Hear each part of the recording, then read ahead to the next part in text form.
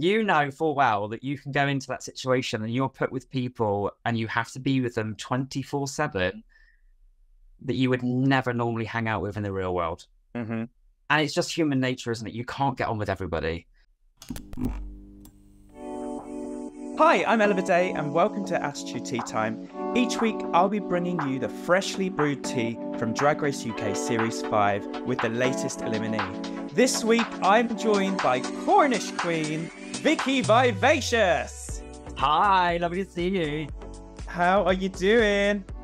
I'm good, babe. Honestly, it's been an absolute whirlwind. Seeing yourself leave is an absolute moment, let me tell you. Well, Vicki, I have to ask, why are we not in drag today? I know, I'm feeling a bit of a rock star moment, and I'll tell you why. How could I possibly wear anything that's good enough to compete with what I went home in last night? Oh, that's a very good answer. I know, and I was like, do you know what? Nothing that I wear now is going to be good enough, so I'm going to pull my Rod Stewart shirt out the wardrobe, and I'm going to go for it. I'm just going to be a rock star, and I'm going to... Good for you. Yeah. Leopard print is my favourite colour after all. Me too. How did it feel watching that last episode of yours? The build-up, the worrying about it. Like, tell me how it felt watching it back. It was not as bad as I thought it was going to be. I was really, really worried. And I think so many people have said that to me. They went, it's not going to be as bad as you think it's going to be. I've spoken to Tia. I've spoken to so many people that have left at that time. And they go, please don't panic. It's really not as bad as you think. And I was like, yeah, it's going to be awful. And then I watched it back and I was like, okay, that wasn't that bad. Now I can relax. Yeah. Did you go into Snatch Game feeling confident about it? Yeah, I thought I'd had it. I thought I got it in the bag. And that maybe was the problem, because what I had in the bag was a great look. But the look was, all the detail was there. But I was so stuck to my words and my script. And, we're both drama school queens. Like, we've been to drama school. We've done, that's where we've been. So I'm so regimented in that way. And I think with Snatch Game, you're a Snatch Game winner. You need to really get off that paper and just roll with it and have fun, don't you? Yeah, I mean, when you were having your talk with Ru, he didn't know who Fanny Craddock was. Was there alarm bells ringing, or did you just think, I'm going to stick to Fanny? For the first time ever, I was like, I'm going to stick to Fanny. Yeah, I think... I thought, well, if Ru doesn't know who Fanny is, then she can be anyone. But it just didn't work, did it? It just didn't fall into place for me, unfortunately. So did you have a backup? What was your other character? My other character was Greta Thunberg. Oh, love that one. Can you give me a little demo of it? I don't know what to do. Literally, I freeze. I don't know what to do. I just can't do Snatch Game. Okay. Well, you know what? You have to try it to learn that you can either do it or not. I was petrified going into Snatch Game because I'm a bit like you. I know I can improvise, but who knows in that scenario with that pressure? You don't know if you're going to be able to do it. How did you find your Snatch Game compared to like previous 4 seasons of Snatch Games? I think there has been seasons where people did worse than me, but they were safe, in my opinion. Mm-hmm. Any names? Well, I'm trying to like dig myself out of this is Damage Control, from episode 4, by the way. I think we'll get onto that in a minute. Yeah, I think if I'd been in a situation where I was on another season, I reckon I might have got away with being safe, because I think there has been previous seasons where there were girls that had done worse. It's just we are in such a strong cast, and I was watching the episode thinking, wow, there are so many amazing Snatch Games. Like, where do you turn, Yeah, and you see such a cut down version, don't you? So who was your favourite and least favourite of Snatch Game? My favourite was Ginger. That was such a rightful win. Like, it was incredible. My least favourite was Kate. Really? Yeah, I know, and I know that's like a bit controversial. For me, like, overall on this episode, Kate's Snatch Game I just didn't get it. I'm talking from, I know I was the worst, so I'm not saying that I think I should have been better. Like, I was robbed. I know I was the worst. But I think for me, Kate, I just didn't get Kate's. I don't know why. I don't really click with Kate's humour. I think sometimes Kate can say something really, really funny and everyone's laughing and I'm just like, ah. You're on slightly different wavelengths. 100%. And then I think, with her runway as well, I think for me, I thought Kate was going to be in the bottom with me. So let's talk about when RuPaul called you a bitch. How did that feel? You're not corseted, are you? No, not at all. You wow. bitch. Oh, wow. For the first time in Drag Race history, I'm going to use the trap door. I mean, it was lush. I loved it. And also when Ru used the trapdoor for the first time, did anyone think that when they watched it, they were going to go, for the first time in Drag Race history, and something major was going to happen? Because I think people have messaged me saying, I genuinely thought something was going to happen where you got a save because of your look, or you got something would happen. No, I was gagging. I didn't know what was going to happen, and then I was a joke. Alexandra Burke was living for your lip sync. Was there a bit of pressure lip syncing with literal Alexandra Burke, the elephant in the room?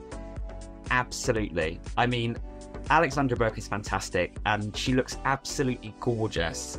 So, if anything, I'm surprised that I managed to get through that lip sync and not be mesmerised by the beauty that was sat on that panel. Even Alan, you know, what beauty. I know, he is gorgeous, and he's such a fun person, isn't he? I loved seeing him. So your look was sensational, like your hearts on runway look. Were you surprised you got sent home after all of the glowing reviews that you got? No, and because I knew that I deserved to go home.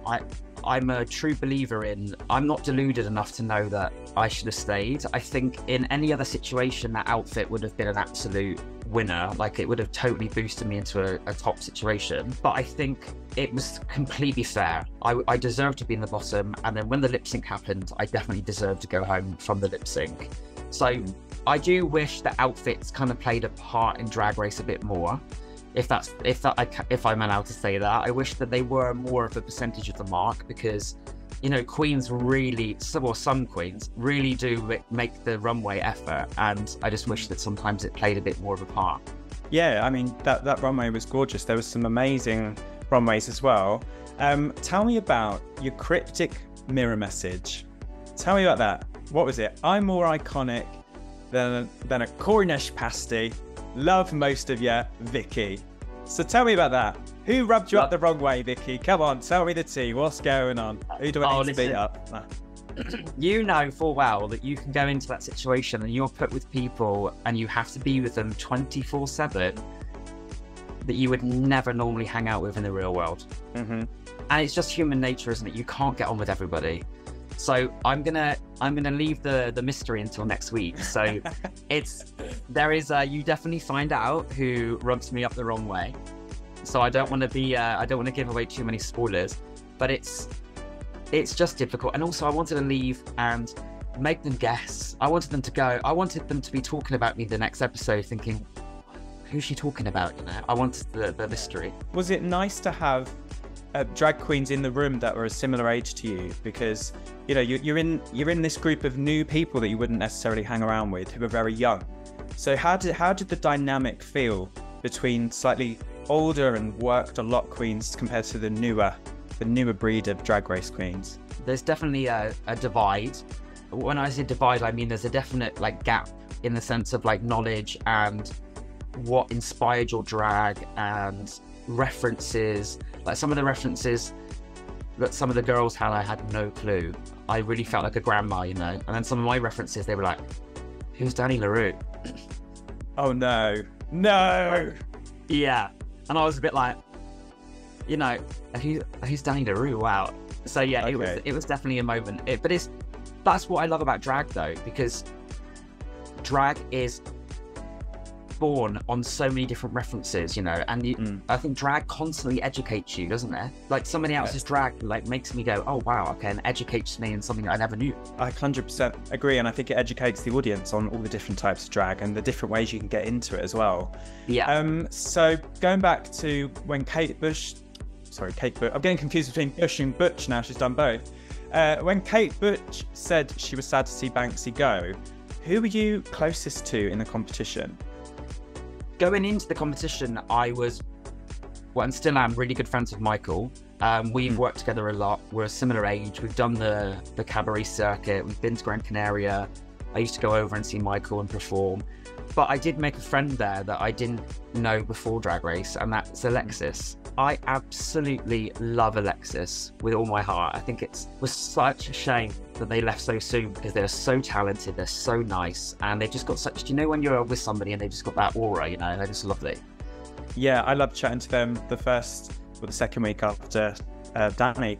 Right, we've got to talk about the drama that happened in that Untucked episode, you know, on the stage. It was after the disaster challenge, which wasn't a complete disaster, but who was shitter, Cara Melle or Banksie? For yourself.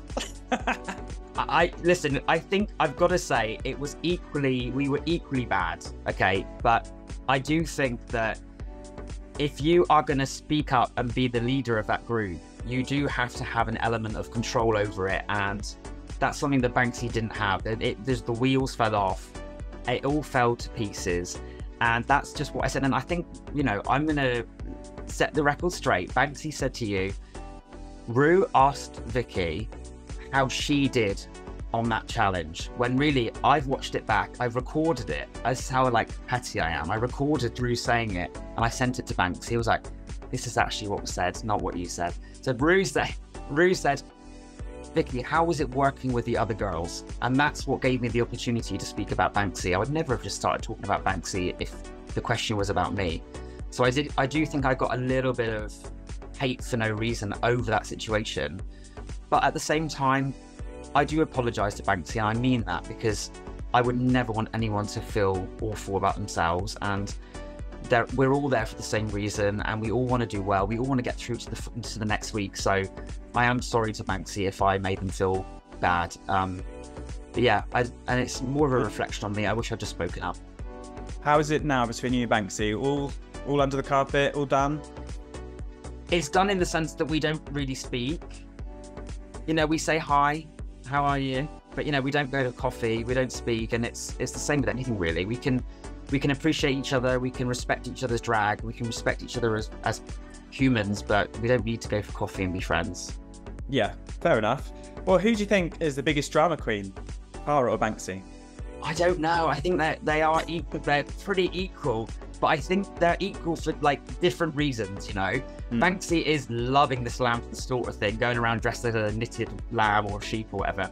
But then Cara's just big and dramatic, and everything's just. Could you imagine? Yeah. Could you imagine living with Cara? Could you imagine living with that all the time? I mean, the Cara Tamara argument was full on, and that was very early on in the series, wasn't it? It was amazing.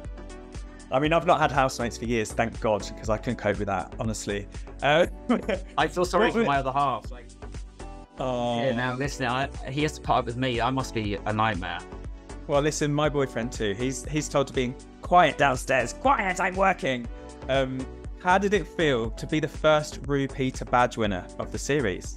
It was incredible. It really was, and it was so unexpected because my drag is born in theatre, so it's very kind of dramatic and costumey and theatrical. So when you see these girls looking like they just walked off a runway, you know, a fashion show for Vogue or something, you don't think you're going to win. Yeah. When you do, it was amazing.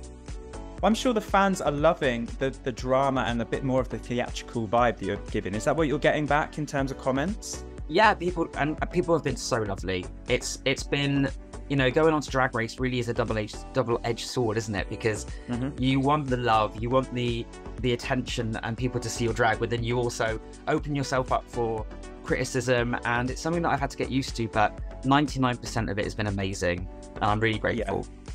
Unfortunately, it's part of it, and it's something that we annoyingly have to deal with. And I think for yourself, you've lived an amazing life and you've done so many different jobs. You've already been through a lot, and then to throw this into the mix of having the whole world judge you all at once, it's a lot of pressure. So I think you're doing amazingly, so don't even think about that. You were brilliant in the Rusical as well. Let's quickly talk about that gorgeous milkmaid. Yeah. Oh, wasn't she beautiful? She was beautiful. It was brilliant. Are we going to see you in the West End very, very soon? Oh, listen, I'll tell you what you are going to see. You're going to see my own show that's going on tour in 2024. Hey, can you tell us more about it? Listen, we're going to start in Cornwall, so that's where the tour's going to start, and then it's literally going to like slowly trickle its way up the country. I'm really excited because, like yourself, I'm just a massive like theatre lover, and it's why I moved to London from Cornwall. I went to drama school, and that's where I'm most comfortable, on a stage with the audience in front of me. I know where they are. You know, there's no surprises, there's no quick drag. It's looking gorgeous, it's on the stage, it's all controlled, it's scripted, it's organised. I'm just such a control freak. Brilliant. Yeah. That's amazing. What is the drag scene like in Cornwall? Because I don't know if I've performed there. I can't remember. Listen, it's getting a lot better, and I'm so grateful to the people that care enough to want to put drag on in Cornwall, because when I was around, there was nothing, like zero. So the fact now that Queens do have brunches, they do have things that they put on, you know, Cornwall Pride is just growing and growing and growing, and that Cornwall Pride is organised by some amazing people. So I'm just so grateful that there are people in Cornwall that care enough to make sure the drag is happening in Cornwall now. Well, you've put Cornwall on the RuPaul's Drag Race map. I'd love to count the amount of times you say Cornish or Cornwall or pasty. Like, I'd love to know the total of that. And there's still no pasty deal. I mean, come on. It'll come. Wait till the end of the series, and then I'm sure you'll get some sort of pasties your way. Right, we're going to finish with a quick fire round, Vicki Vivacious. I want you to just come up with the first word or sentence that comes into your head. Don't overthink it. Are you ready? I think so. Readier than I'll ever be, yeah. Okay, here we go. RuPaul. Iconic. Snatch Game. Disaster.